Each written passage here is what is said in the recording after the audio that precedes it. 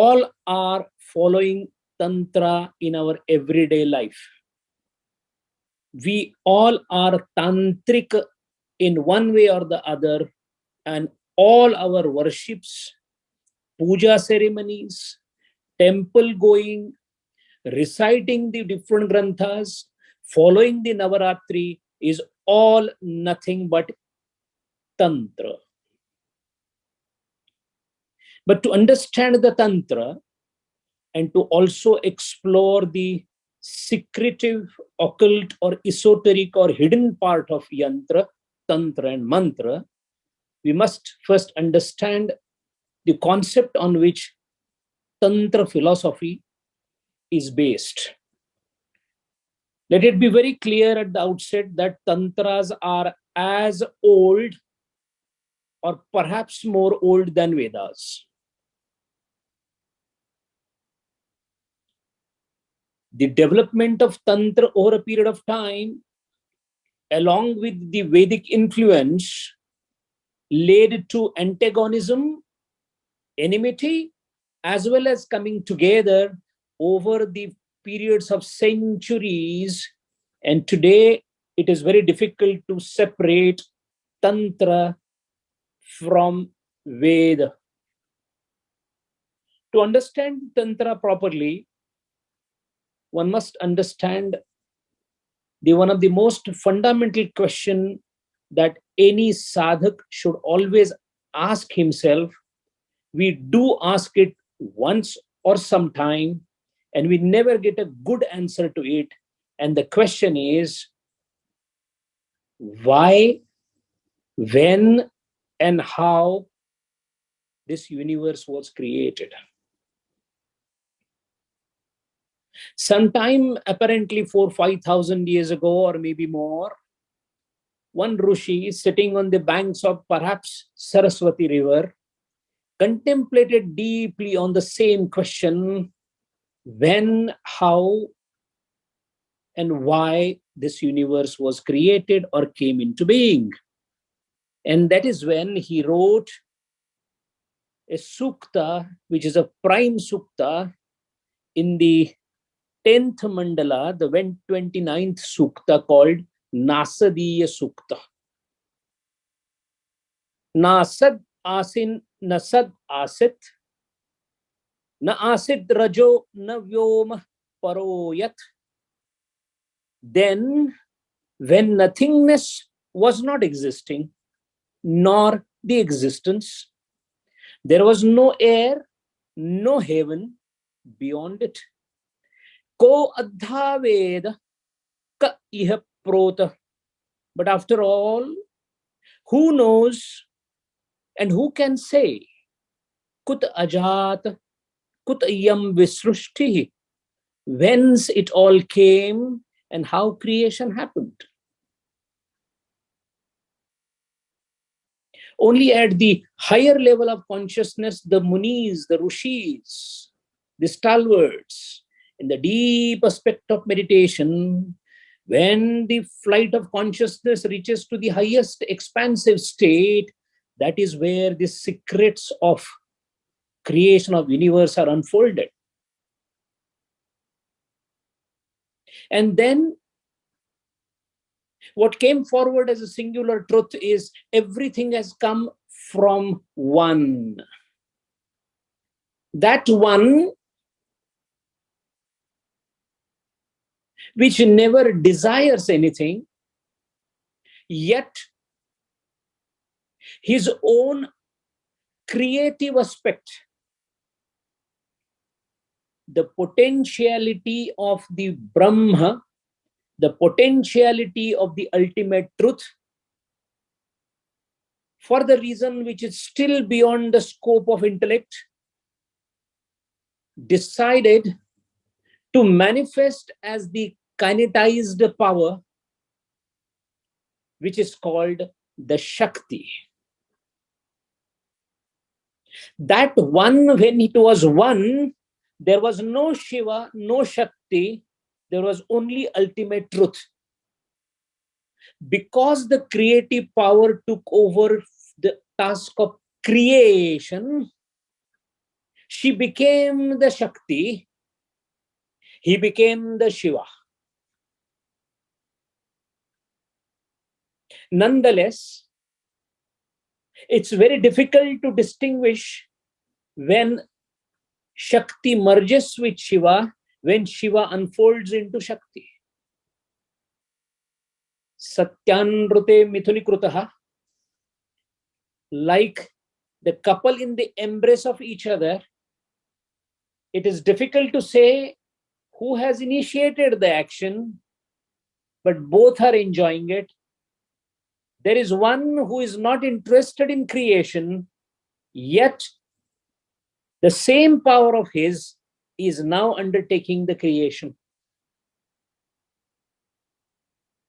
It all appeared first in the ideation. Now we are trying to get into the deeper aspect of creation of the universe. When the first primordial desire, which cannot be called as a desire, but for our understanding, it is called the desire of the Shiva to potentiate his Shakti.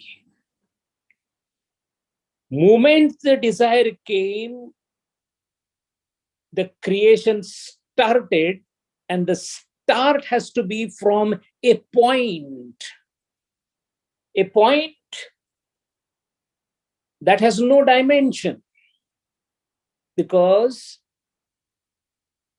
moment the creation starts, the wheel starts, the dimensions are going to appear.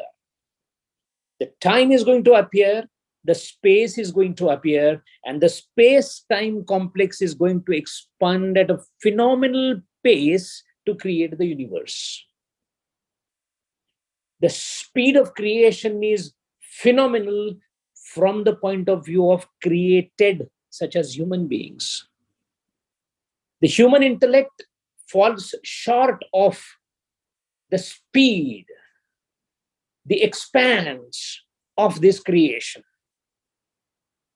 So when it all started, it started with a point called Bindu. It has enormous significance in Tantra Shastra. This Bindu is the point where the Shiva and the Shakti have not yet separated, but are about to get separated. All the yantras that we see, there are a variety of yantras. Yantra is the geographical representation of the Shakti. We are going to see in detail mantra as well as the yantra. The Bindu, the beginning particle, the beginning spot, it's not even a particle. It's a great coincidence that the modern science is also trying to find out the first particle or the God's particle. But it's not going to be a particle, because particle means formation. There is definitely a step before the particle, which is called Bindu. The very, very first appearance of the dot of creation, which included in itself zero and infinity. The Bindu, which is the Milan of Shiva and Shakti, which is about to get separated in the form of Shiva Shakti traveling together, but Shiva following the Shakti for the enlivenment of whatever Shakti is going to do. So Shakti takes the forward course simultaneously. Sutre Maniganaiva, the Shiva is going to follow the creation. So at the stage of the Bindu, the zero and infinity is together, and then the creation began. The creation unfolded itself with humongous power, and that power is of two types. One, the power that is inherent, the power that is manifesting. The potential and the kinetic, the reserve and the expressed one, both the powers kept unfolding itself, unfolding itself, unfolding itself, and the world came into being. Since everything came from one, whatever is created in the creation has to have the essence of the one. The entire creation, whether it is a dust particle or highly developed jiva as human beings, each one of them has the same original one in them. So it is the same unitary Shiva that resides in everybody's heart. A consciousness par excellence, now named as Shiva because being a part into the creative aspect of the creative dance of the Shiva. The Shakti and the Shiva in a dancing manner, which is essentially the depiction of Shakti. Although the power came from Shiva, the demonstrable Leela is of Shakti. And when she came down, the creation, as it went down the line, there was dissipation of Shakti to the finer and finer element. A very minute, microscopic, finitely small element like nucleus also, electron, proton, holds the Shakti in them. The Shakti that can create an atom bomb, an hydrogen bomb, and whatnot. And mind well, the Shakti is released from a particle which is not even seen to the eye. That much Shakti is compacted in the nucleus of an atom. So that Shakti in a nucleus of an atom is in Supta Avastha. So it is potential power, while the flowing flood cascade of the water shows the kinetic aspect of the Shakti. All our actions in our life is nothing else but manifestation of Shakti. These Shaktis distributed throughout the creation, sitting on the lap of Shiva, in each created being has control in the hands of Shakti centers. If one is well versed with the Sankhya Tattvajnana, and we are because we studied it in Patanjali Yoga Sutra, a Tanmatra is far more powerful than the Panchamahabhuta, because more power is packed at Tanmatra than in the Panchamahabhuta. Each of the Panchamahabhuta is highly power packed. Vayu is one aspect or the creation of the Shakti when she is expanding, but the Vayu itself is there everywhere. It's flowing around us. We are breathing it. The same Vayu is acting as a prana in us. That prana, that Vayu outside, that Vayu that gives us the clouds and the rains is all Shakti. And this Vayu is then controlled by a deity, a controller, a Shiva of that Shakti manifestation. We call him Pavanaputra Hanuman.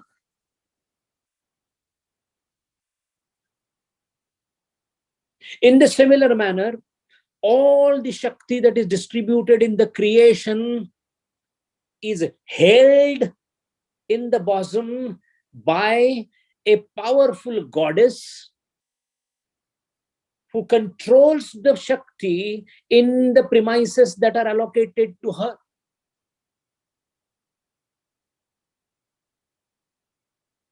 And the Tantra is a technique of deciphering these power centers of goddesses throughout the world. Find their location, find their number, and if they are all existing around us, Tantra says there is no need to go away from the world. This is where the Tantra philosophy differs from the Veda philosophy. Not in the philosophical aspect, but in the practical aspect. Vairagya, vairagya, vairagya.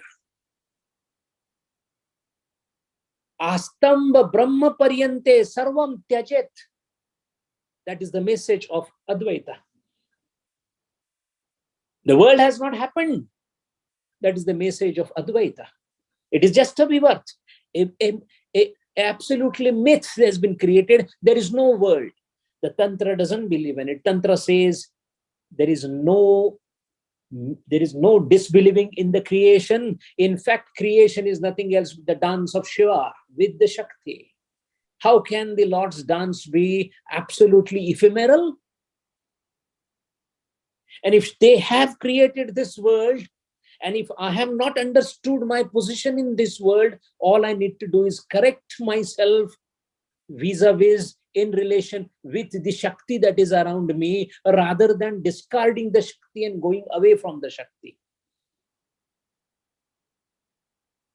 So Tantra believes in venturing and directly jumping in the world, not going away from the world. So Tantra believes that the world is true. It is a parinam. It is not a vivarth. It is not a mrugajala. It is not a sarp on the rope. It is actually a creation of the sarpa.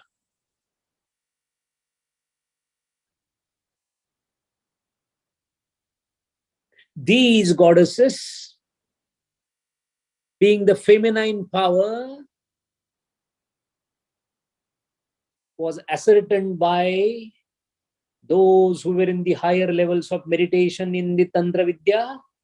They realized how the world is produced, how the great Shakti, the Adimaya, the Lalita Tripura Sundari, is creating the Tripura.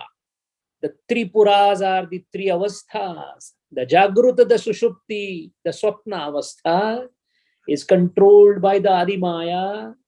And those who had the darshan of Adimaya could actually see the whole world coming out of the yoni of Adimaya,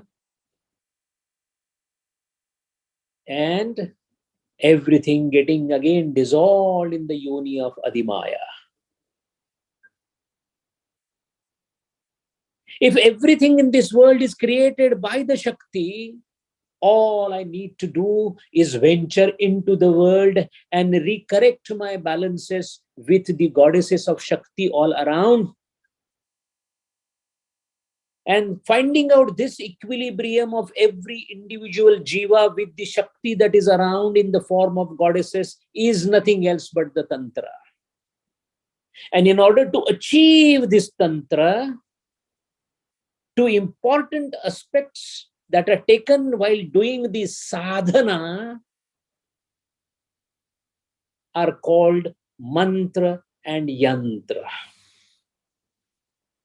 How do I, as a jiva, fine-tune myself with the goddesses that are the power centers who are running the universe around, whose number is limited to 64 yoginis, the 64 devatas,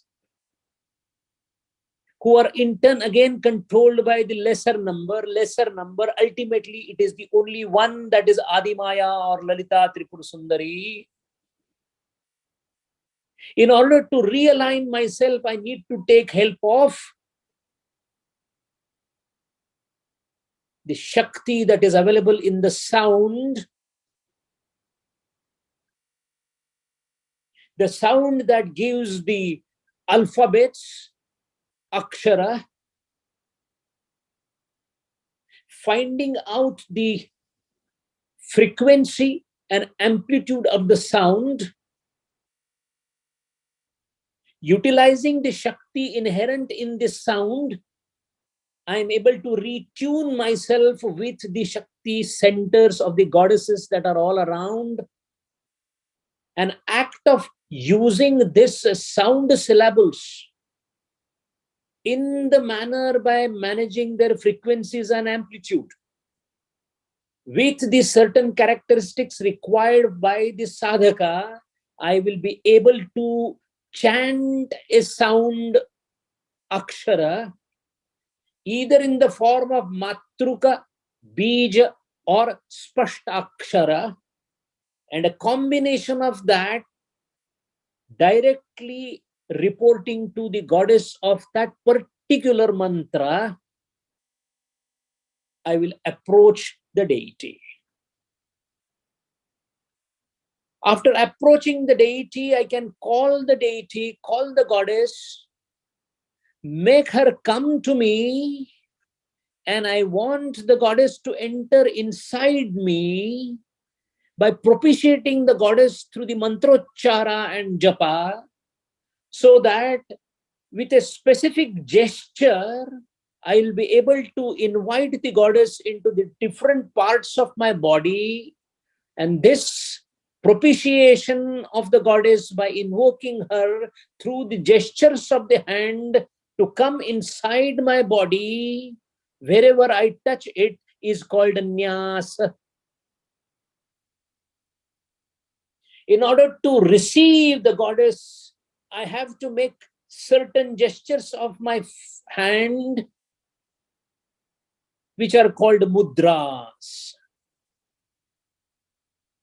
In a Vishishta mudra, the specific goddess, invoked by a specific mantra, shall appear and come in me, reside in the point where I make her enter my body through nyasa.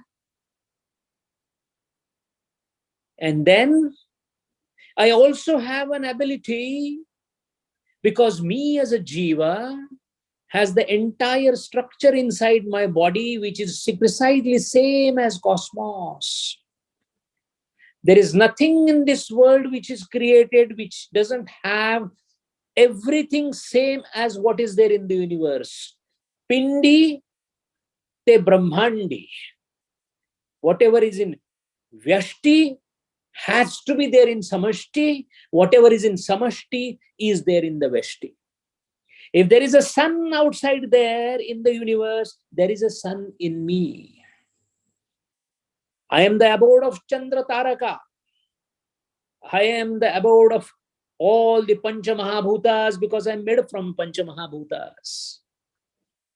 If I am the representation of the cosmos contains the goddess and gods, the Shakti centers, then my body is also essentially an abode of Devata. In order to propitiate this Devata, I can also do avahanam for my Devata to come out of my body and interact by calling the Devatas down at a structure where I can ask the Devatas to come right there on a diagram that I will be drawing. Each part of the diagram representing the part of the cosmos in the form of tattva. And with the invocation of specific tattva, there shall be a representation of cosmos on a paper or on a metal. A specific structures are created. We shall see how it is created. What is the significance of each part of that geometrical figure? But they are not mere geometrical figures. They are the abode of Devatas who arrive on this particular structure, which is called Yantra. So utilization of mantra and the geographical dimensions or the sketch called Yantra is a part and parcel of the corpus of thing which is called Tantra. So Tantra is equal to Yantra plus Mantra and something more. Tantricism also believes in the fact that if everything is created by the world, by the Shiva and Shakti, then everything in the world is Shiva and Shakti. There is nothing in this world which can be despised, which can be disliked. There is nothing in this world which can be disliked. However, if we look at our own thing and our own behavior, we are always bound by ethico-moral standards of our particular era. In the era of Cleopatra, she married two of her brothers, and it was not an incest. Marrying a brother is now an incest. We dislike it. Moment I say or pronounce a word vishtha or poop, there is something that happens inside which is so much ingrained in us. The vishtha is also a creation. Is vishtha not a Brahma? Though once labeled as husband and wife, the intercourse is considered to be a milana.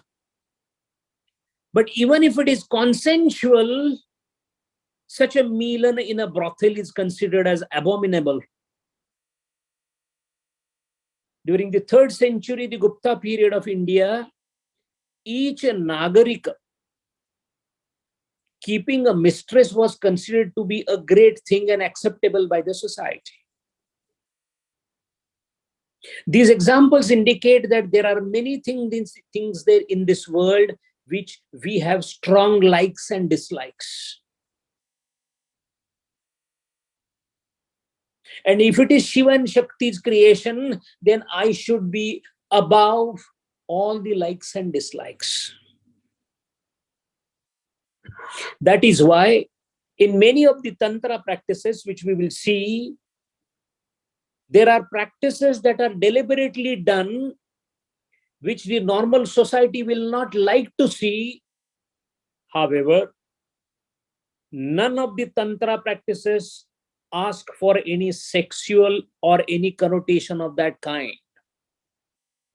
In fact, the Kama Vasana is controlled to an extent that the presence of highest stimulation for the sexual activity should not at all bring any iota of thought in the mind about sex is the part of Tantra sadhana in the Vamachara.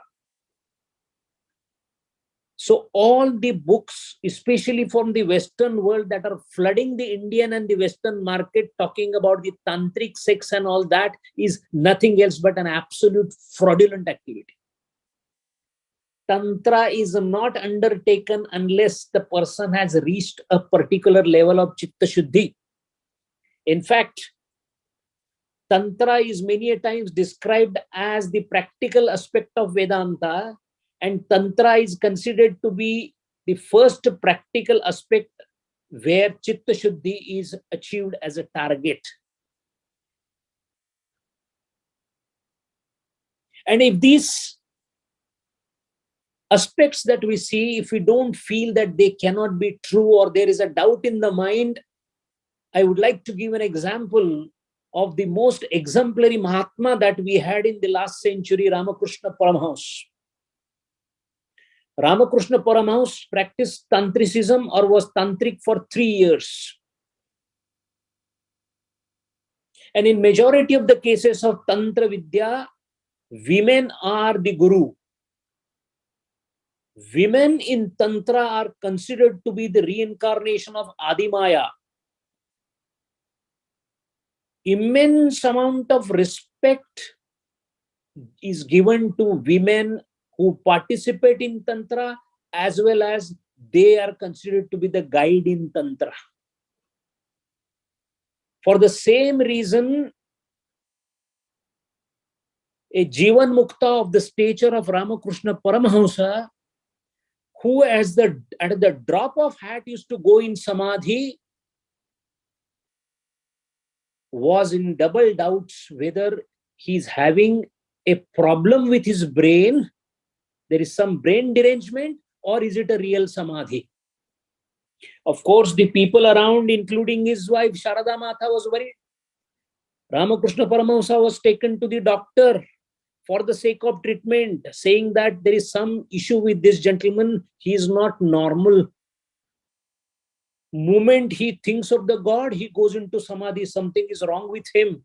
He's not even aware of his food. He's not even aware of his clothes. Something abnormal. And when this friction in the mind of even Thakur, Swamiji, the Ramakrishna Paramahamsa himself was also in double minds. Constantly he was running to Kali Mata and asking, Ma, what is happening to me? Every time mother is to reassure, but again his mind is to ask him, am I really having a problem with my brain? Am I sick? Or am I into Nirvikalpa Samadhi? And right at that time, in 1861, there entered a 40-year-old, absolutely mesmerizing beauty and tej. Bhairavi Brahmani came on the Ganga. Ramakrishna Paramahamsa saw her and told his nephew Hruday to call her. Hruday said, Sir, if I call a woman, she may be angry with me. He said, no, just go and tell her my name, she will come. She walked in and looked at Ramakrishna Paramahamsa and said that, oh my child, where were you? I was destined to give blessings to 3 of my disciples. 2 of them I have already met. The third one was not around. I'm searching for last 2 years. It is you are sitting here. And then started the Tantra Vidya Prayoga, Tantra Vidya Sadhana of Ramakrishna Paramahamsa. This sadhana that was done by Ramakrishna Paramahamsa was as per the 64 or 64 sadhana. 64 sadhana of Vishnukrant Tantra. The scripture that was followed by him is called Yogini Tantra. According to this Tantra, before starting the Tantric sadhana, the Bhairavi Brahmani, who she was adept in Tantricism, she was a guru. Ramakrishna Paramahamsa was a Shishya. She knew about Tantra, everything, and she had already ascertained the preparation or the adhikar of Ramakrishna Paramahamsa.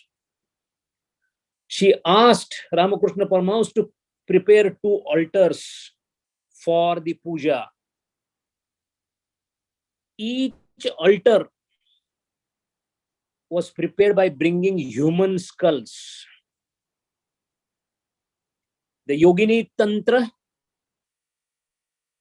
says that when you want to create an altar for meditation, bring either 3 human skulls, or a skull of a man on buffalo and cat, or a skull of jackal, snake, dog, and bull and man.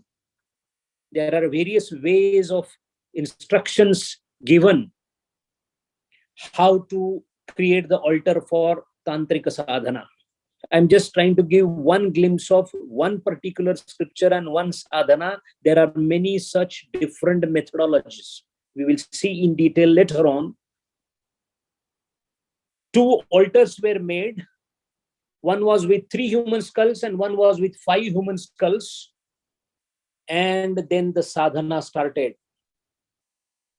Ramakrishna Paramahamsa used to sit on the altar in the meditation with the japa, and one by one, Bhairavi Brahmani used to do all the upacharas of the puja because she knew it. When it was daytime, she would be going into the city to collect all the things that she needed from different areas, the vanaspati, the objects that she needed for the upachara puja. And in the night, Bhairavi Brahmani and Ramakrishna Paramahamsa used to do the puja. One after the other, the goddesses were made prasanna, one after the other. And then During this particular sadhana, one particular night, Bhairavi Brahmani came with a young 18-year virgin girl, Kumari. Ramakrishna Paramahansa shuddered. He was Akhand Ajanma Brahmachari.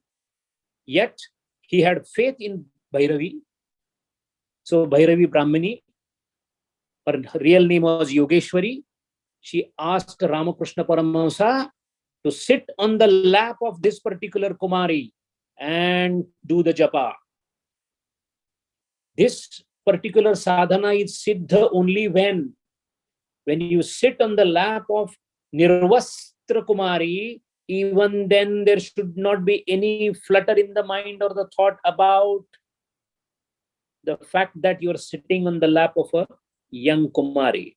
Because there is no Kumari, there is no male, there is no female, there is only Shakti everywhere. A Shakta is doing the puja of the Shakti. So a Shakti is sitting in the lap of Shakti, nothing else. This puja, when it was accomplished, Bhairavi was so happy. She said, I bow to the power of Ramakrishna. You are par excellence in Tantra Vidya. And then Purnabhishek was done. Purnabhishek is done in Tantra when all the goddesses are prasanna. The blessings of all the goddesses have come. The last goddess is Adimaya, Lalita Tripura Sundari. She will give the blessings. Those blessings also came to him. During this process, in order to remove this sanskar of tiraskar from the mind, Ramakrishna Paramahansa was given a fish was cooked in the skull and it was given for him to eat. He ate that. And then one night Bhairavi brought the flesh of a dead body. She ate it herself and gave it to Ramakrishna. Ramakrishna Paramahansa took it in the mouth and started chewing it. And he himself has described later that he said, I never felt that I was eating something which normally people dislike. I felt I was Chandika. The Chandika was eating the human flesh. It is the same Shakti who devours when she comes in the form of plague or any attack on humanity. When the storm comes and completely causes deaths of hundreds and thousands, the destruction is also Shakti. That is why around 1898,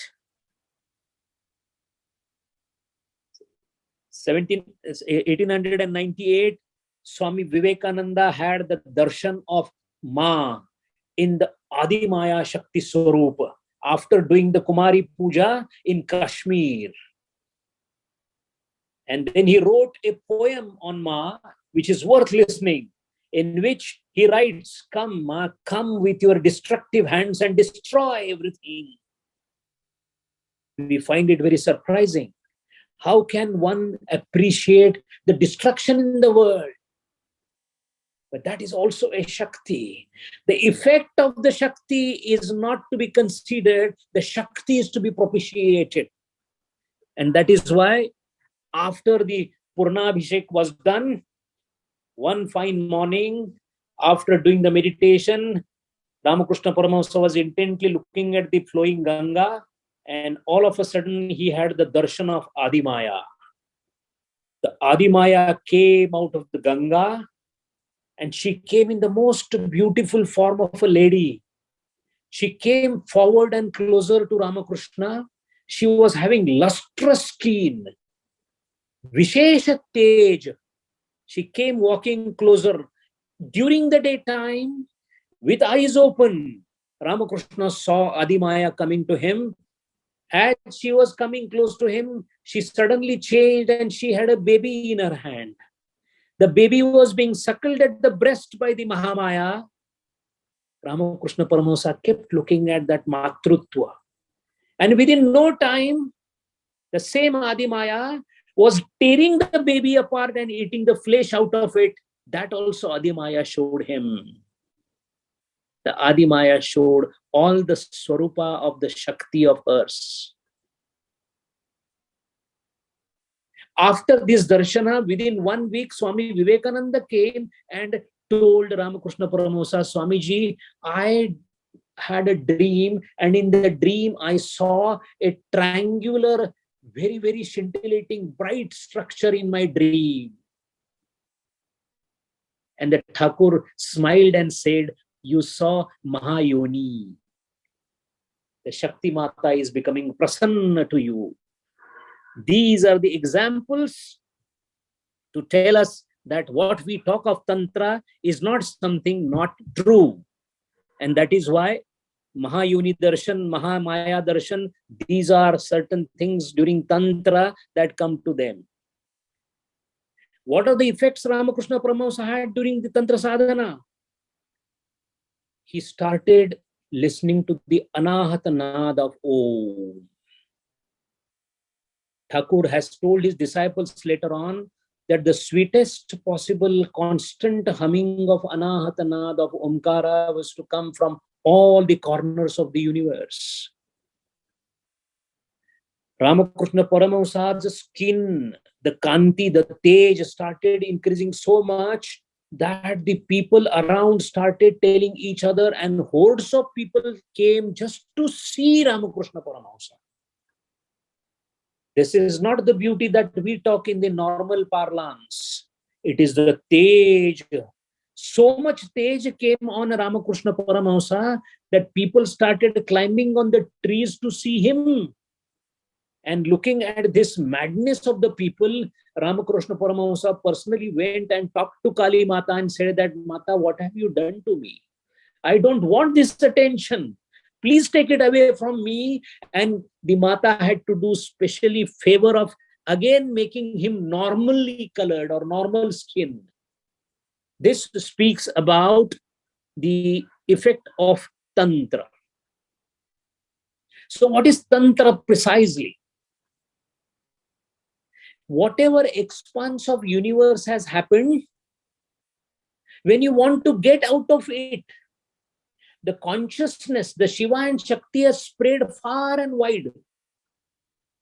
Advaita sadhana says, leave all these modifications, vikaras, just leave them, and go to the source.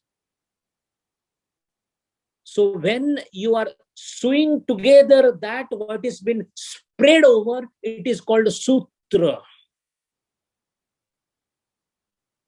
And when you are going into what is spread over and trying to reach outside by spreading yourself over what is spread over, it is called Tantra. Tantra word has come from Tantra. Tan means to spread. Tantra Shabda is used first in Rigveda, in which it is described as how the fabric or the fiber spreads to form a cloth, is called Tantra. Similarly, whatever is there in my body which represents the cosmos is taken out through special techniques of mantra and yantra and is spread over in this world in order to propitiate the goddesses, is called Tantra. Tanu means spread. Tanu is Sharira. Tanu means that which spreads. The Sharira spreads from a small baby. So it is called Tanu. So Tantra is warp, weave, spread out, display, put forth. It is also called as a system or a doctrine. This became a later meaning of it, is implied meaning. That is why we have called Panchatantra. So Tantra is technique. The word Tantra, meaning technique, is a later meaning of that word. Panini Maharaj has also used, when you say Swatantra, that means one who has spread himself by his own skin, is called, that means independent opinion. Everywhere the Tantras have been discussed in Veda, in Mimamsa Shastra, Shabara Rishi has discussed about it. Bruhadaranyaka Chandogya Upanishad had spoken of Atma and Sharir and different nadis. Kathopanishada also says about Shateshcha Ekya Nadyaha. Wherever the word Nadi, that means they are talking about nothing else but the Tantra. Taittiriya Aranyak talks about Katyayani, Kanyakumari, Durga. If anybody has read Kenopanishad, the second half of Kenopanishad talks about Uma Haimavati. There is a famous story where the Indra comes, he gets defeated, Vayu comes, he gets defeated. And when they all get defeated in terms of Shakti, then they ask, who is this? And then she comes forward and says, I am Uma Hemavati. That means the Adimaya. All of you are under me. All the Pancha Mahabhutas are slaves at the hands of Adimaya. So Tantra essentially is a practical Shastra. In Devi Mahatmya, the Chandi Patha, Lalita Sahasranam, and that is why Tantra was given the right respect and the place by none else than Shankaracharya, who composed a Saundarya Lahari. The first shlokas of Saundarya Lahari, called Ananda Lahari, is nothing else but the description of Kundalini Yoga. Kundalini Yoga is Tantra. The whole focus is on Devi, Stri Shakti, Maya, Prakriti. Shiva is Prakasha, Shakti is Vimarsha. Shiva is a Prakasha, Shakti is the spreading out, the Vimarsha of the Prakasha. That is why in Lalita Sahasranam, she is described as Shiva Shakti Aikya Rupini, Chidaikya Rasa Rupini, Swaprakasha, Vimarsha Rupa. All these names are given to the Adimaya in Lalita Sahasranam. The Shakti Puja is as old as Veda. The first Sukta that came for the power or the Shakti Puja was Sri Devi Sukta, which is the origin of all Shakta Sampradaya. The creative power, the Shakti, has been given different names. She is called Durga, she is called Raja Rajeshwari, she is called Tripura Sundari, Lalita, Brahma Shakti, Adimaya, Prakruti, Parashakti. Different names are there. Since it is such an old science, humongous amount of books are written. The only issue with Tantra Shastra is the Tantra Shastra, since it starts winning over the goddesses, since it starts propitiating the goddesses, every time a minor goddess or a lower goddess is propitiated, to that extent the Shakti comes into the form of Siddhi in the hands of the one who is performing it. That is why many a times the Siddhis that you get out of propitiating the goddesses, such as wealth, prosperity, health, there is a danger that the sadhak may start enjoying them more. Because Shakti has both the aspect. It can do Abhyudaya, that is prosperity, and Nishreyasa, that is Milan with the Shiva. You can have a good life by getting something from the goddesses which you don't have for the sake of bhoga, or you can ask the goddesses to help you to reach the Shiva by becoming one with the Shakti, which is called Tyaga Marga or Nishreyas Marga, and be one with the Shiva. The absolute explicit aim of Tantra is to propitiate Shakti, so that as a part of Shakti, with the help of Mahashakti, I become one with Shiva. Shiva Shakti Milana is the ultimate aim of Tantra Vidya. Few of the important books that are used for interpreting these Tantras, understanding the Tantra, is Mahanirvana Tantra, Kularnava Tantra, Yoga Kundalini Upanishad. In Krishna Yajurveda, there are many Upanishads talking about Tantra. Atharva Shirsha is full of Tantra practices. Yoga Tattva Upanishad, Jabala Darshana, Trishikha Brahmana, Varaha Upanishad. All these are nothing else but the different scriptures of different age. Around 7th and 8th century, the Tantra became more popular. The difference between the Veda sadhana and the Tantra is a Tantra cannot be practiced without a guru. No Tantra practices are possible unless one is initiated by guru. Otherwise, the Tantra practices can never be understood. An example I can give: Matru yonim varjit, sarva yonim vihara. The actual meaning of this, if you take word to word meaning, it means leaving your mother, you can sleep with any woman. Matru yonim varjit, sarva yonim vihara. Now, all these are called Sandhi Bhasha. You cannot just open a scripture of Tantra and start practicing it. It can never happen. Perhaps it can create more difficulties. It can only be done by a guru, because this mantra that I just now spoke, what it actually means is the intersection of index finger is called yoni, and this finger is called matru. So whenever you are doing a particular mudra, that time matru yoni varjet itara yoni hi viraha. That means you take vihara, you take all other fingers while doing a particular mudra, but don't take index finger. This is the difference between the actual meaning, and this is one example.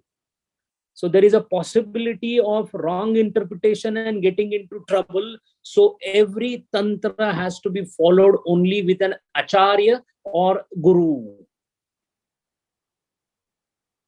This is a broad outline of what Tantra is. We will continue seeing what are the different ways of Tantra. Then we will see what Yantra is.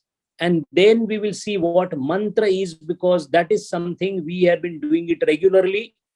Also, all our pujas, archanas, temple vidhi, all are Tantra sadhanas. So how they are to be done? Why they are specifically put in that manner? Why we use incense stick and a lamp and a Shodasha Upachara Puja? Shodasha Upachara Puja is Tantrika Puja.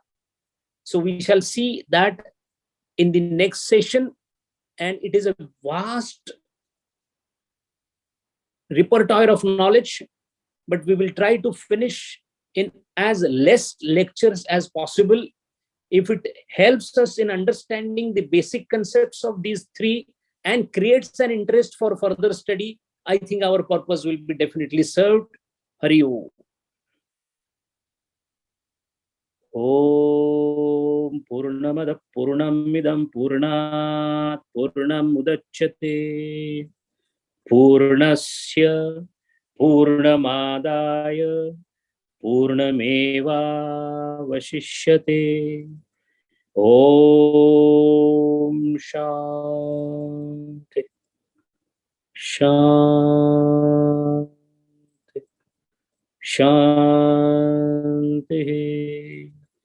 Hari Om Shri Gurubhyo Namaha.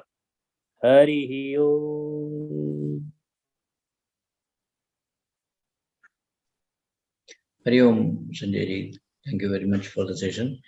So, if you can take a couple of questions, some 10-15 minutes, if some of the members have questions. Hari Om, please unmute and ask your question, Dr. Arpit.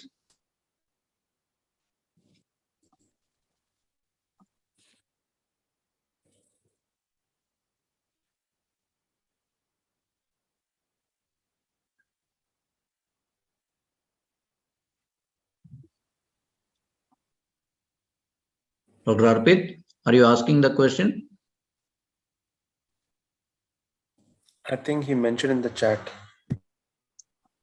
Yeah, he's asking for more reference books for Ramakrishna Paramahansa. He's asking in the chat. Hello? Yeah. Hello? Yes, yes. Hello, Dr. Jadhav ji. I really admire you and your knowledge on everything that I've heard so far. Can you please elaborate like which book to use to learn more about Sri Ramakrishna Paramhansa ji? That's question number one. Question number two is please put a light on Gayatri Mantra. And question number three is everything around us, including the good and the bad, as you yourself said, poop and things like that. Are those Brahma as well? Thank you so much. The reference Sandarbha Grantha on Ramakrishna Paramahansa, there are many, out of which the Grantha that has come from Ramakrishna Mission, Ramakrishna Prasanga by Shardananda Swami, Ramakrishna book written by Mr. Mahendranath Gupta, the disciple of Ramakrishna. Ramakrishna Paramahansa, a book called They Lived with the God. This is one book, again, Ramakrishna Mission, and Ramakrishna Paramahansa by Christopher Isherwood, another disciple of Ramakrishna Paramahansa. These are four excellent books to read about Ramakrishna Paramahansa. Gayatri Mantra is concerned, we will be taking that a bit in detail when we will be studying Mantra, because Gayatri Mantra requires a little bit of elaboration. We will try to touch upon important Bija Mantras, of which Gayatri Mantra, Omkara, and Shiva Mantra, Om Namah Shivaya, and the Bija Mantra of the Shakti Devata. 3-4 mantras we will try to take in detail, and then we will have again questions if there are any on that. And regarding the poop or this or that or anything, every particle in this world is Brahma.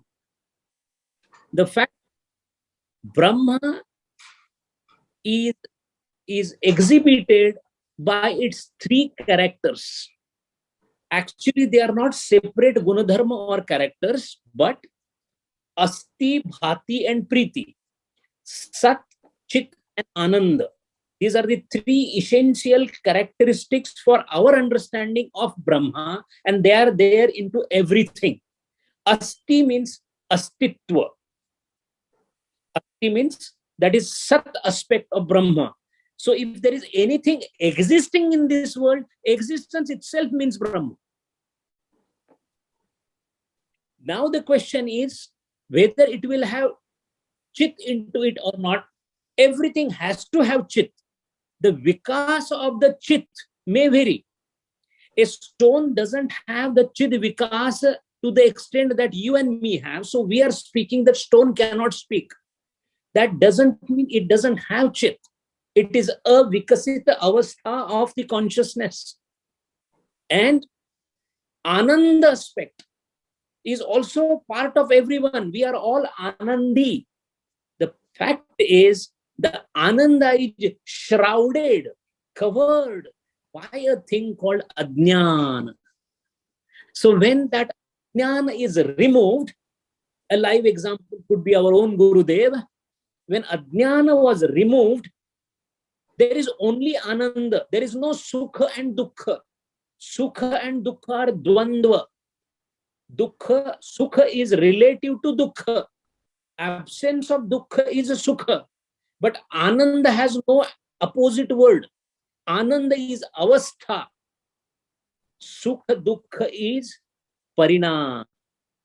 So that is why everything around us is Brahma. The only problem is we have developed our likes and dislikes. Give an example. When somebody passes motion on your body, if I make a statement that somebody passed motion on my body, you feel, and if I say it was my small child, you say, okay. Within addition of few words, your likes and dislikes changed. He was into the arms of a lady. Immediately you feel worried about. and she was his wife. You are relaxed. These are nothing else but self-created, mind-created prejudices. Because good, bad, ugly, everything is nothing else but Lord's presence.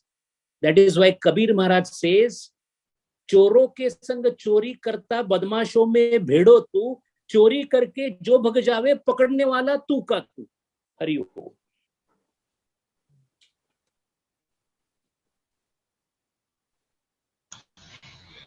Hari Om. Sanjay ji. Yeah. Because of this Abhijara Kriya, as suggested in Atharva Veda, some people didn't like it, and they formed other religions like Buddhism and Jainism. How far it is true? Is it that is what exactly happened, and what is the truth about it? The reactionary religions. Swami Vivekananda is to fondly call Buddhism as the rebellious child of Hinduism.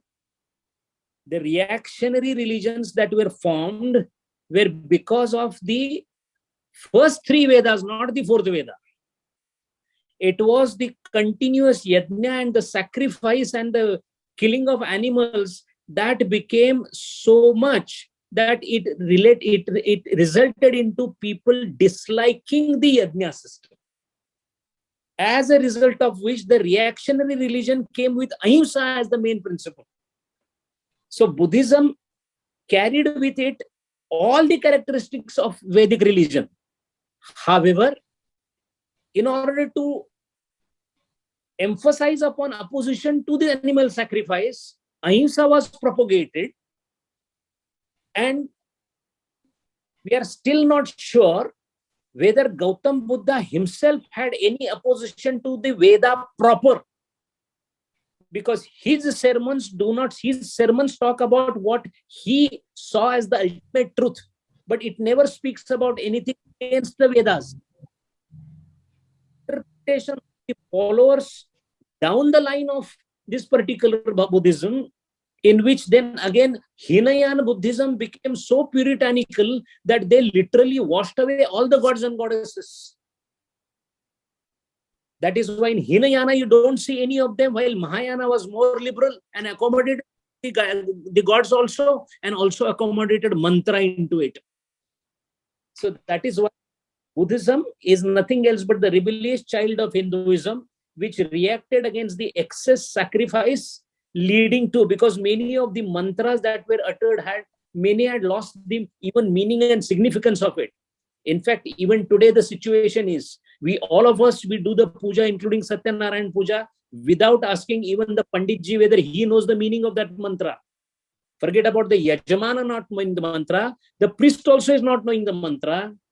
That is why it has become a mechanical thing these days. Similar was the situation at that time. That is why the alert citizens, they realized that this cannot be the way, so they followed a little deviation from there, which became as many as 65 different religions were formed, of which only 3 survived: Jainism, Buddhism, and Ajivika. The Ajivika died in 12th century, and Jainism, Buddhism is still continuing. Hari Om. Hari Om. Rajendranji, I think you have finished. Okay. There is 2 more questions, Sanjayji. One is from Anandji, and after that, Haniji. Okay. Please carry on.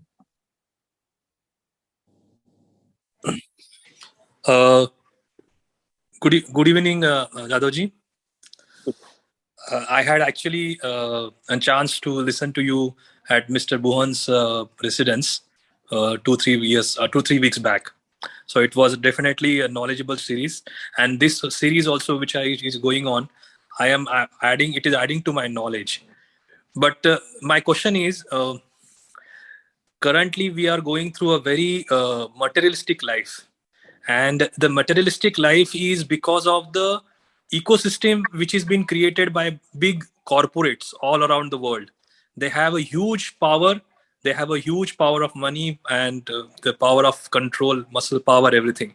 So they are trying to basically develop the whole policies and philosophies and trying to put it on our lifestyle. So out of all this, we are automatically becoming very busy in making sure our means of livelihood is met properly. So out of 100 people, 90% is occupied with all these things. Only 10% is left with a freedom of having what they want to do in their daily life. But 90% of the population is busy with their all this corporate world, wherein I am also a part of it. What will be your good advice or kind of a thing with all this knowledge series which is going on a daily ritual basis, which is the bare minimum things which we can do so that we ourselves get uplifted and get attached with this Gita, Bhagavad Gita's effect to our life? So what would be the basic ritual on a daily basis where a dedicated specific time can be devoted and which will uplift us with that ritual practice on a daily basis? Hari Om. Hari Om. It is true that there is definitely a materialistic inclination which is constantly increasing as the time is passing by. However, this is not the only time in the history when the materialism was at this peak. There have been umpteen number of times in the life of India itself, Bharatvarsha itself, where we had Anusarpini and Utsarpini. The people were extremely religious and people were extremely fraudulent. So this, and then they were plagued with serious wars, and there was a time of peace also. So these ups and downs is the nature of the world that we are in. The question is, how much busy you are depends also upon you as much as it depends upon the circumstances. When the circumstances compel you to remain busy in the material world for the sake of meeting both the ends, it is called vyapa. And when you yourself venture into it without reason, for no rhyme or reason, it is called upadvyapa. Now, our problem is we have done a lot of upadvyapa. We'll give some examples to it. Having 10 WhatsApp group memberships is upadvyapa. The purpose of WhatsApp is to receive message and give message because it's a wonderful medium to communicate. And it actually is supposed to save your time in communication. So it is not something which is trapping you, it is absolving you. However, if you make that as your instrument of entertainment, then it will become an upadvyap for you. A phone is a requirement for today, but having a phone every 1 year with changing model is called upadvyap. This is what actually robs your time.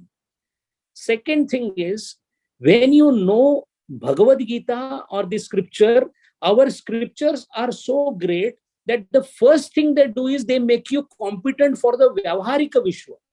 Your Paramarthika competence comes much later. Your transactional world, you become competent because your outlook changes. You will not be any more unhappy about not being given promotion. You will not be unhappy for the reason that somebody did not give you importance in a meeting. So for that matter, although Bhagavad Gita and Prasthanatrayi and Upanishad, they are not to be used for transactional purpose, but it gives an indirect advantage. So as far as this Archana Puja is concerned, there is no requirement and there is no time also to have elaborate puja. But if at all somebody is interested in really making good use of a puja, then having that one holiday, which normally is spent on some weekend somewhere into either the colored water in a glass or somewhere, that can be avoided and used for this purpose. We have unnecessarily increased the web of our communication and contacts. And then we are also having a feeling that I'm trapped. So to come out of this trap is also in our hands. And it is possible, even handling a good size of turnover, even handling a good size of number of people, human resources, still it is possible provided you have trained your mind and planned your activity, because discipline or yama niyam is the first mainstay of sadhana itself. So that is how, yes, the influences will keep coming. But these influences do not have power of their own. The reason why our children, our generations are falling prey to the McDonald's and KFC culture is because we do not have a strong defense system. Our own defense systems, we have already let it go. So that is why if we decide Vedo Nitya Adhiyatam, Shankaracharya has said that Veda should be Nitya read. Now we cannot read everyday Rigveda, doesn't matter. I cannot understand Sanskrit, doesn't matter. In English also, Gurudeva spoke in English about Bhagavad Gita. But we cannot spare even 10-15 minutes every day to read? It is not possible. If serials can be seen, if TV can be on, if parties can be done, if restaurants can be done, if shopping can be done, if mall visit can be done, then I don't have time cannot be an excuse. So reducing undue wants and contact, this is called aparigraha. You're already on the track if you are doing this. So yes, challenges are there, they were there and they will be there.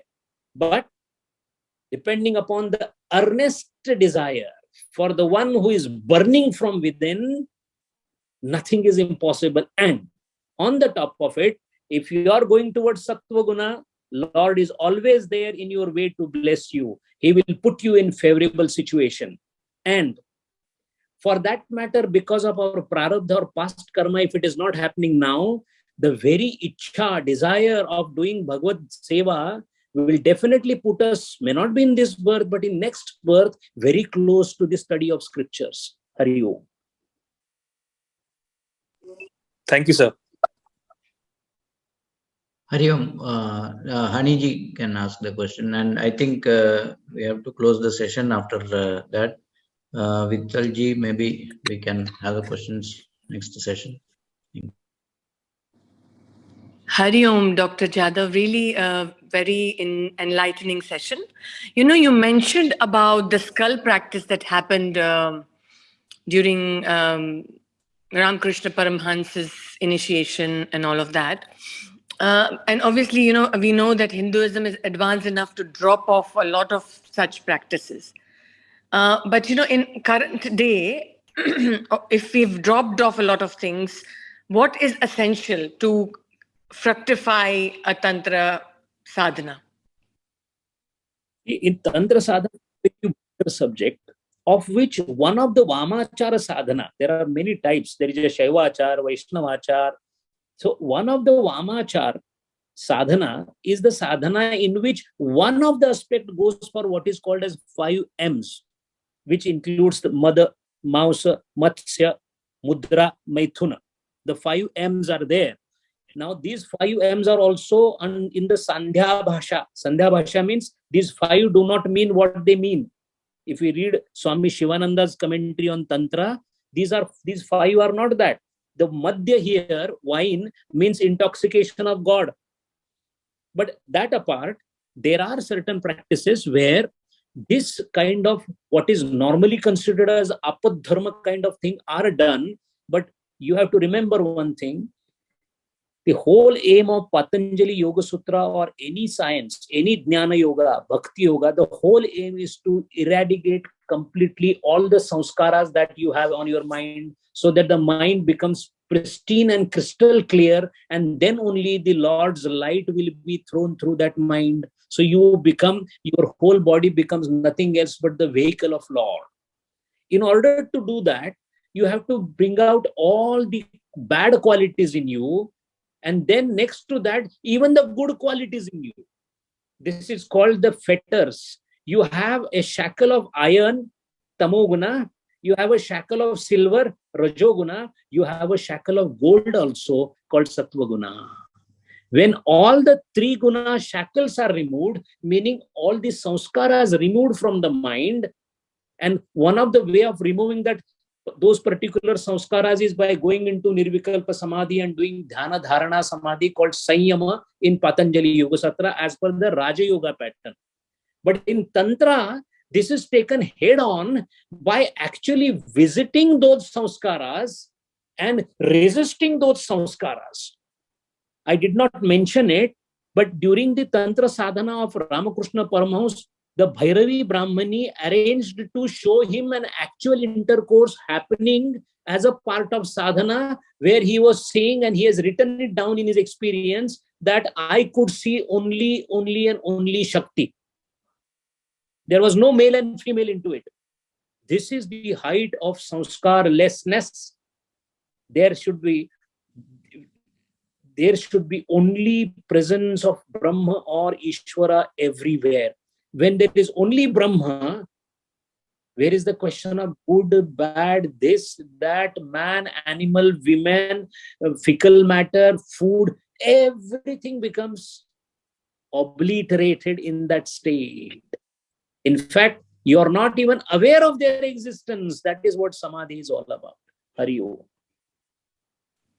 Thank you. Hari Om, Sanjay ji. Hari Om all. I think we will close the session for the day, and we will have the session next Sunday evening, same time.